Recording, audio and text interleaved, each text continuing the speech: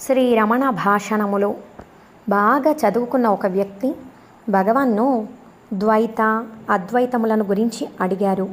దానికి మహర్షి, దేహంతో తాదాత్మ్యమే ద్వైతము, దేహంతో తాదాత్మ్యం లేకపోవడమే అద్వైతము అని సమాధానమిచ్చారు. గొప్ప కుటుంబంలో పుట్టిన ఒక విశిష్టమైన మహిళ ఉత్తర భారతదేశం నుండి తన కార్యదర్శిని వెంట పెట్టుకొని మధ్యాహ్న సమయంలో వచ్చిరి. కొన్ని నిమిషాలు నిరీక్షించి మహర్షి భోజనం చేసిన తర్వాత హాల్లోకి తిరిగి వచ్చిన తర్వాత ఆయనను ఇట్లు అడిగింది, మహారాజ్, మనము చనిపోయిన వారిని చూడగలమా అని. దానికి మహర్షి చూడగలము అన్నారు. అప్పుడు ఆ భక్తురాలు, యోగులు వారిని మనకు చూపగలరా అని ప్రశ్నించింది. దానికి మహర్షి, అవును, వారిని చూపవచ్చు, కానీ వారిని చూపమని నన్ను అడగవద్దు, కారణం నేను అలా చెయ్యలేను అన్నారు. దానికి భక్తురాలు, మీరు వారిని చూస్తారా అని అంది.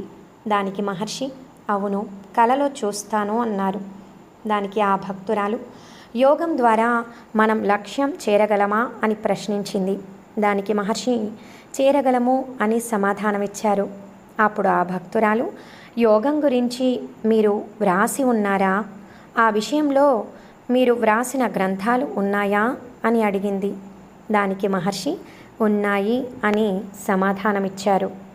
ఆమె వెళ్ళిన తర్వాత భగవాన్ ఇలా అన్నారు, మన బంధువుల పుట్టుక ముందు గురించి మనకు తెలుసా? అలాంటప్పుడు వారు పోయిన తర్వాత విషయం గురించి ఎందుకు అన్నారు. కర్మ అంటే ఏమిటి అని ఒకరు అడిగారు. దానికి మహర్షి, ఫలితాలు ఇవ్వడం మొదలుపెట్టిన పూర్వం చేయబడిన కర్మలను ప్రారబ్ధ కర్మ అంటారు. పూర్వం చేయబడి భవిష్యత్తులో ఫలితాలను ఇచ్చే నిలువ ఉన్న కర్మలను సంచిత కర్మ అంటారు. ఇది కూరగాయలకు బదులుగా గ్రామీణులు పుచ్చుకునే ధాన్యము మొదలైన వాటిలా చాలా రకాలుగా ఉంటుంది. ఈ విధంగా వినిమయంగా పుచ్చుకున్న ధాన్యములో బియ్యం, రాగి, బార్లీ మొదలైనవి ఉండవచ్చు. కొన్ని నీటి మీద తేలవచ్చు, కొన్ని నీటిలో మునగవచ్చు. వాటిలో కొన్ని మంచివి, చెడ్డవి, ఉపేక్షించదగినవి ఉండవచ్చు. అనేక రకాలైన సంచిత కర్మలలో అతి బలీయమైనవి తర్వాత జన్మలో ఫలితం ఇచ్చినప్పుడు అవి అక్కడ ప్రారబ్ధ కర్మలు అవుతాయి అని సమాధానమిచ్చారు.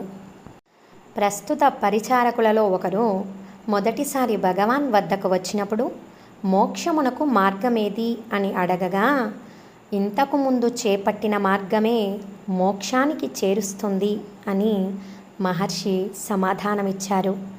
ఓం నమో భగవతే శ్రీరమణాయ.